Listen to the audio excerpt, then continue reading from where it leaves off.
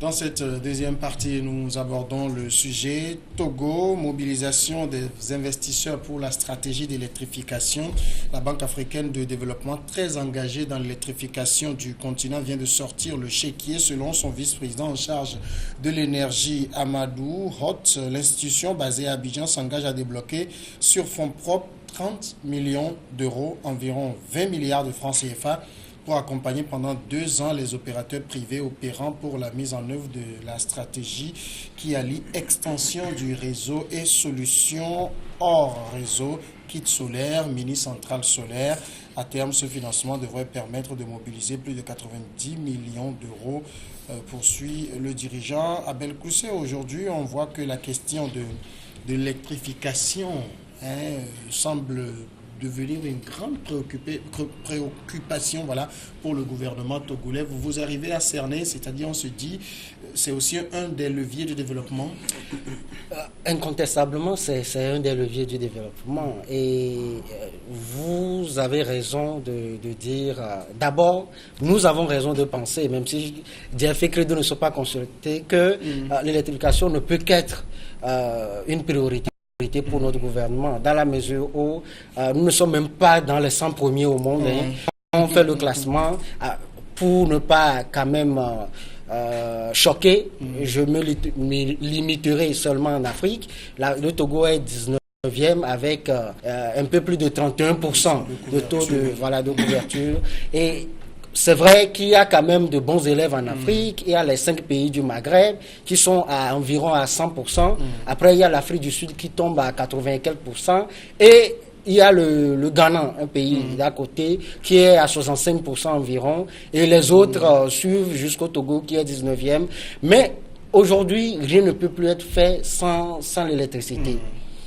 Que cela soit avec l'énergie éolienne ou que ce soit avec les énergies renouvelables et tout, on a quand même besoin d'électricité. Et vous verrez, j'en veux pour preuve le fait que quand on trace une route bitumée quelque part, où on bitume une route et qu'on met l'électrification, vous verrez comment les commerces commencent par se développer autour de la route.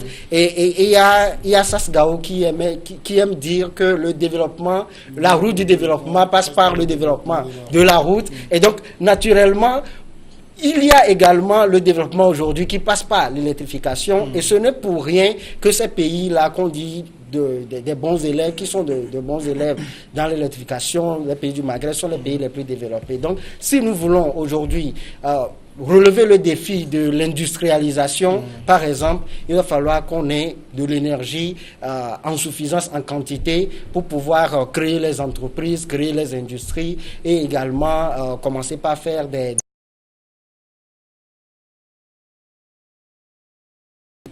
du continent, parce que en fait l'Afrique n'est pas ce continent-là qui doit être en retard, surtout dans les énergies renouvelables. Le soleil, on ne paye pas le soleil en Afrique.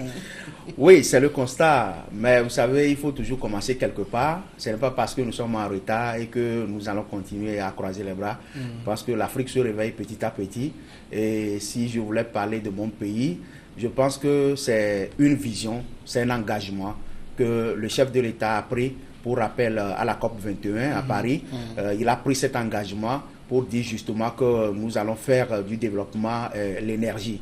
Donc à partir de l'énergie, on peut faire le développement. C'est ce que Ségolène Royal avait dit la fois dernière, justement pour encourager le chef de l'État pour sa vision, c'est-à-dire de pouvoir apporter quand même par le développement l'énergie. Et donc il a dit qu'il a parlé, il a fait des propositions, il a pris des engagements à la COP 21 et petit à petit, ils ont constaté qu'il est en train d'honorer de son engagement. Vous savez, de 2017 à 2018, le pourcentage en énergie au Togo, le pourcentage en 2017 était de 20%. Et en 2018, de 2017 à 2018, nous sommes passés à 40%. Ça veut dire qu'il y a un effort qui a été fait. Cette déclaration a été faite par le directeur de l'énergie. Je parle sous son contrôle, qu'il a fait la fois dernière à l'hôtel de février. C'est pas aussi des chiffres politiques? Oui, des chiffres politiques. J'ai écouté Abel tout à l'heure. Il parle de 31%. C'est vrai. Ce sont les chiffres donnés par le Forum économique. Le Forum, voilà. Vous savez, le 2 mars 2000. Le politique donne des chiffres approximatifs pour pouvoir enrichir sa politique. Donc, on peut pas le nier. Mais je pense qu'il y a un travail qui se fait. Maintenant, il faut encourager, parce que cette vision, la vision 2030 par le professeur Kakounou Bouko, à l'époque qui n'est plus aujourd'hui, peut-être que l'énergie fait partie de cette vision, mais elle a disparu, mais les documents sont là. Ce n'est pas parce que la personne n'est plus et qu'il faut perdre de vue ce que cette personne a élaboré. Donc je pense que la vision 2030, parce que ce projet, on dit dans 12 ans, il faut que le Togo ait l'énergie à 100%.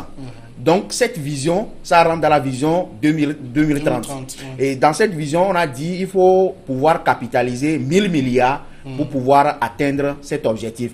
Je pense que c'est osé, c'est un grand projet. Et nous attendons de voir, mais pour moi, je me félicite parce que le Togo est en train de faire des pas quand même pour apporter la lumière. Aujourd'hui, le problème qui se pose, l'énergie, cette énergie, le soleil que nous avons gratuitement, avec les installations qui seront faites, qu'est-ce que nous, population, nous devons faire pour entretenir?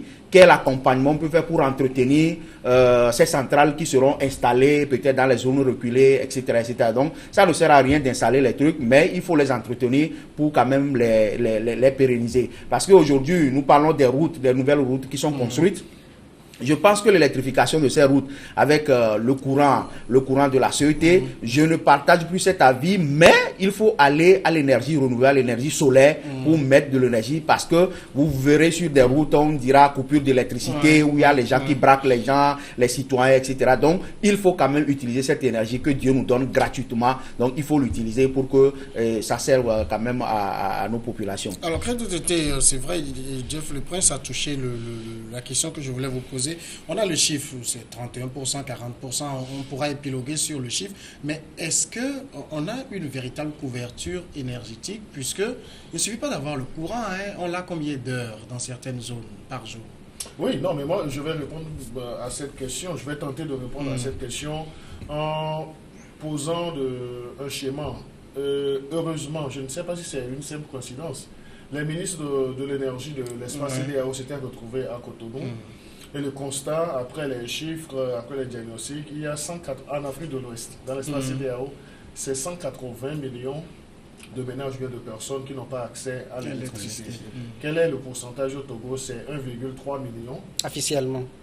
Officiellement, donc ce n'est pas une invention. 1,3 qui n'ont pas accès sur 7 millions qui n'ont pas accès à l'électricité. Donc ce sont les chiffres qui ont été communiqués et dans l'espace CEDEAO. Ça veut dire que d'après ce chiffre, on serait dans une couverture de 60, 70, 80. Oui, malheureusement, donc nous sommes en train de parler. Alors que nous sommes ici, là où nous faisons l'émission, pour ceux qui nous suivent, nous sommes dans la capitale du Togo. Vous allez dans la banlieue, peut-être à 15-20 km de Lomé, il n'y a pas le courant. L'étoile d'araignée. Oui, non, mais là, nous sommes, je parle en termes de statistiques. Donc, c'est vrai qu'il y a que les besoins sont toujours croissants et autres là. 1,3 sur 7 millions, ce n'est pas encore, disons, la gloire. Donc, cela dit qu'on doit faire le travail. Donc, en faisant le rapport entre le besoin en énergie dans l'espace CEDEAO, dans les pays de l'espace CEDEAO et le Togo, donc c'est dire que nous devons faire des efforts et ces efforts, nous devons les encourager. Vous avez posé le problème de l'énergie solaire, nous avons le soleil et autres. Donc je dis que si cette nouvelle stratégie est mise en œuvre, ça va appuyer. Parce qu'il y a quelques mois, nous avons vu avec B-Box ou bien avec une entreprise, donc ils ont lancé le projet CISO. Donc je crois que ça peut encourager, ça peut contribuer un tant soit peu à résoudre les problèmes d'électricité que nous avons dans nos ménages. Maintenant, au-delà de l'entretien de ces nouvelles centrales et autres là, donc il faut appeler à la responsabilité même de nous qui sommes les consommateurs.